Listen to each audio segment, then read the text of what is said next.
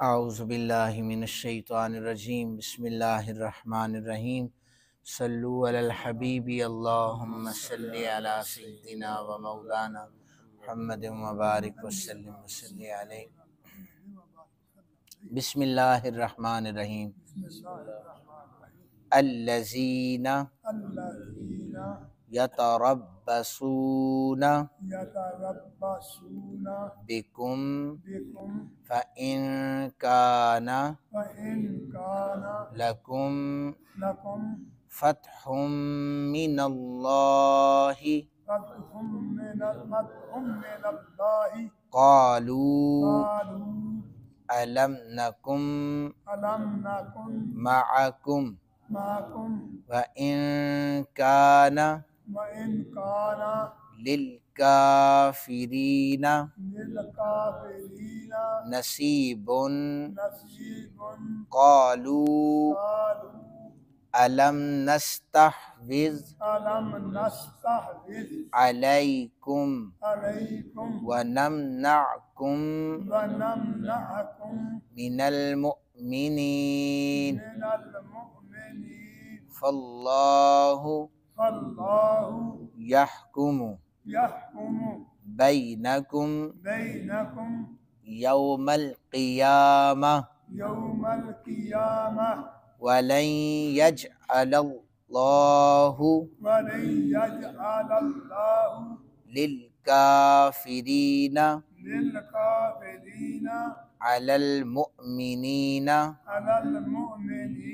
سبیلا۔ صدق اللہ العظیم۔ ترجمہ سماعت فرمائیے۔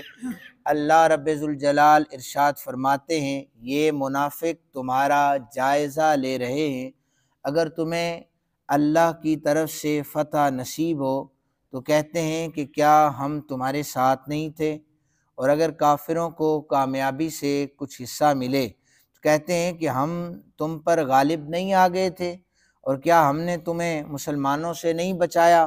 تو اے منافقو، اللہ قیامت کے دن تمہارے درمیان فیصلہ کر دے گا، اور اللہ کافروں کے لیے مسلمانوں کے خلاف غلبہ کی ہرگز کوئی سبیل نہیں بنائے گا۔ یہ ان آیات کا ترجمہ ہے۔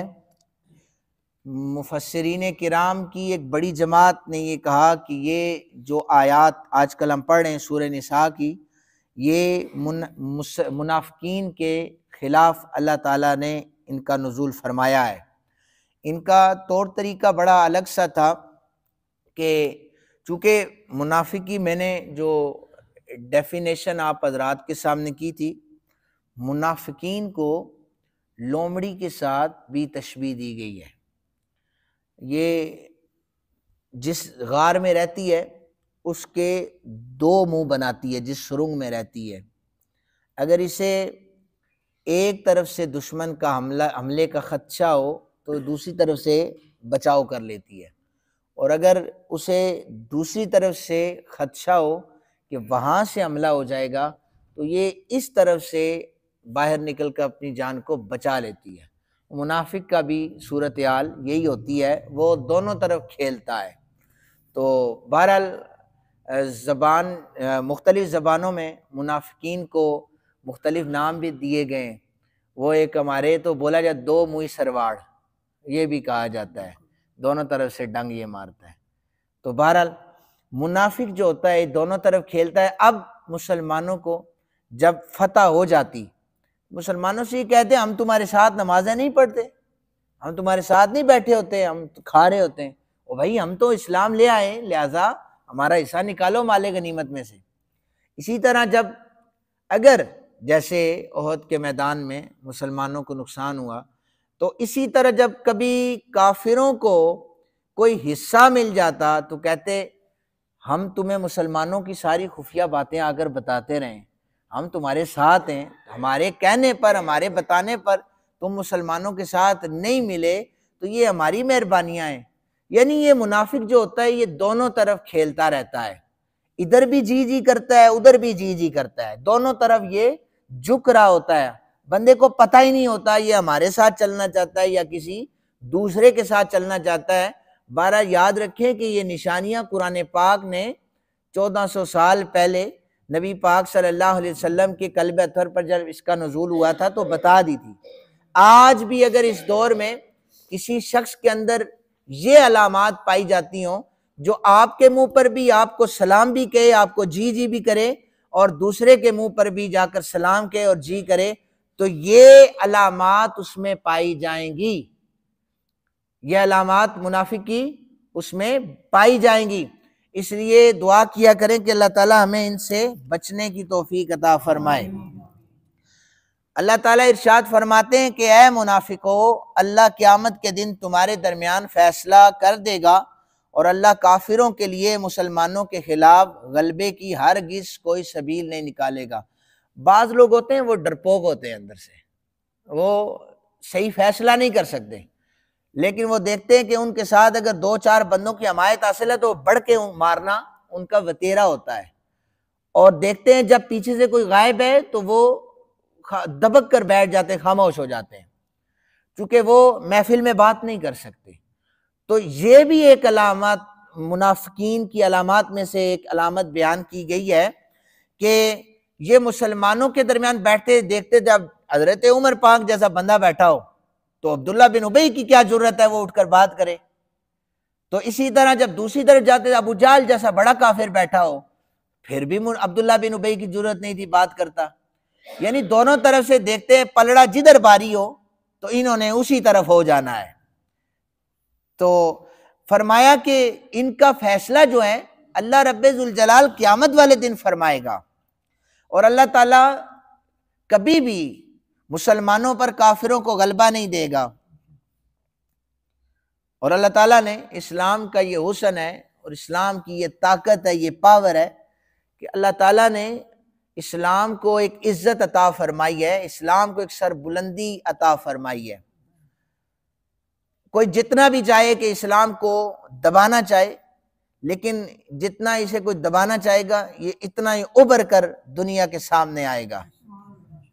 کیا دنیا نہیں دیکھ رہی کہ غزہ پر مسلمانوں پر جو اسرائیل نے حملے کیے، بے یار و مددگار بچے، بوڑھے، عورتیں، انہیں ظلم اور بربریت کا نشانہ بنا دیا؟ تو آپ نے امریکہ میں دیکھا ہے وہاں پر جو آگ لگ گئی ہے، وہاں پر کتنے کتنے امیر لوگوں کے گھر جل گئے، وہ بھی سڑک پر آ گئے۔ اگر مسلمانوں کے خلاف، اسلام کے خلاف اگر یہ طاغوتی قوت اکٹھی ہو گئی تو اللہ تعالیٰ نے مسلمانوں کی ایک مدد فرمائی ہے۔ ابھی بھی ہوش کے ناخن لینے چاہیے۔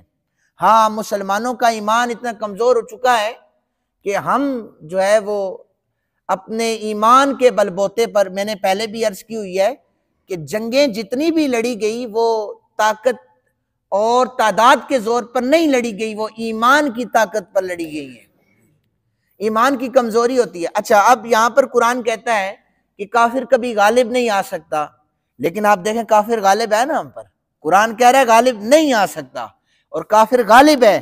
اس کا جواب مفسرین کرام نے دیا ہے کہ جب مسلمان اللہ وحدہ لم یزل کی نافرمانی کرنے لگ جائیں، برائیوں میں مبتلا ہو جائیں، گناہوں پر اصرار کرنے لگ جائیں اور توبہ استغفار کا دامن چھوڑ دیں، برے کاموں میں ملوث ہو جائیں، اللہ رب ذوالجلال کی اطاعت چھوڑ دیں، لڑائی جھگڑے فساد دنگے میں ملوث ہو جائیں، تو یہ کافروں کا ان پر غالب آ جانا ان کی شامت اعمال کا نتیجہ ہوتا ہے۔ آیت پڑھ رہا ہوں اس پر، وَمَا أَصَابَكُم مِّن مُّصِيبَةٍ فَبِمَا كَسَبَتْ أَيْدِيكُمْ وَيَعْفُو عَن كَثِيرٍ، اور جو مصیبت تمہیں پہنچی ہے تو وہ تمہارے ہی اعمال کے نتیجے میں پہنچی ہے، اور تمہاری بہت سی خطاؤں کو اللہ تعالیٰ معاف بھی فرما دیتا ہے۔ یعنی جو تم کر رہے ہوتے ہو نا، تو تمہارے اوپر اگر کسی کا غلبہ آتا ہے تمہارے اپنے کارناموں کرتوتوں کی وجہ سے آ رہا ہوتا ہے۔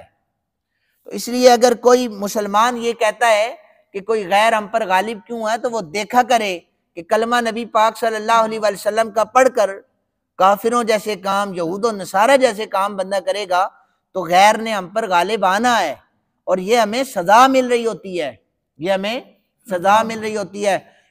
ایک واقعہ عرض کر دیتا ہوں، کانپور انڈیا میں، یہ انڈیا کا ایک شہر ہے، تو وہاں پر مسلمانوں نے مسجد بنائی اور سامنے ایک ہندو نے آ کر شراب خانہ جو ہے وہ وہاں پر کھول لیا۔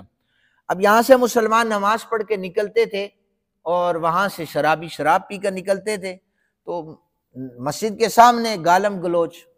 بہرحال جو مسلمان تھے پہلے انہوں نے منع کرنا چاہا، بات نہیں بنی، تو مسلمانوں نے پھر جمعے کے خطبات میں نمازوں میں دعائیں کرنا شروع کر دی کہ اللہ اس شراب خانے کو برباد کر دے۔ آخری عالم کے بعد دعاؤں کا ہی ہوتا ہے۔ تو جب شراب خانے میں ایک دن شارٹ سرکٹ ہوا تو آگ ہی لگ گئی۔ اس ہندو نے عدالت میں جا کر مسلمانوں کے خلاف یہ درخواست دائر کروائی کہ مسلمانوں کی دعاؤں کی وجہ سے میرا شراب خانہ جلا ہے۔ عدالت نے مسلمان جو تھے سب کو بلا لیا، بھئی تم نے کیوں دعا کی ہے اس کا شراب خانہ جل گیا ہے؟ تمہاری دعاؤں کی وجہ سے جلا ہے۔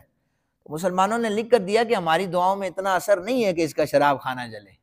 تو یہ مسلمانوں، ایک ہندو کو یقین ہے کہ مسلمانوں کی دعاؤں میں اللہ نے اثر رکھا ہے، مسلمانوں کو اپنی دعاؤں میں کوئی اعتماد نہیں ہے۔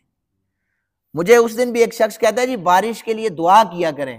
میں نے کہا جی کرتے رہتے ہیں، آپ ہمیں نہ بتائیں، فلسطین تباہ ہو رہا تھا ہم دعائیں کرتے رہے، بارش نہیں برسی ہم دعائیں کر رہے ہیں ہم۔ اور بھائی اپنے کوئی گناہوں پر بھی توبہ استغفار کیا کرو، کوئی نادم ہوا کرو، اپنے گناہ چھوڑنے کے لیے تم تیار نہیں ہو اور بارش کے لیے ہم دعا کریں؟ اپنے گناہوں پر بندہ استغفار کرے، توبہ استغفار کرے، اپنے آپ کو بدلا جائے تو انشاءاللہ آپ دیکھیں کہ کس طرح اللہ تعالیٰ ہم پر رحمتوں کا نزول فرماتا ہے۔ اللہ تعالیٰ ہمیں احکامات قرآن پر عمل کی توفیق عطا فرمائے۔ وما علینا الا البلاغ۔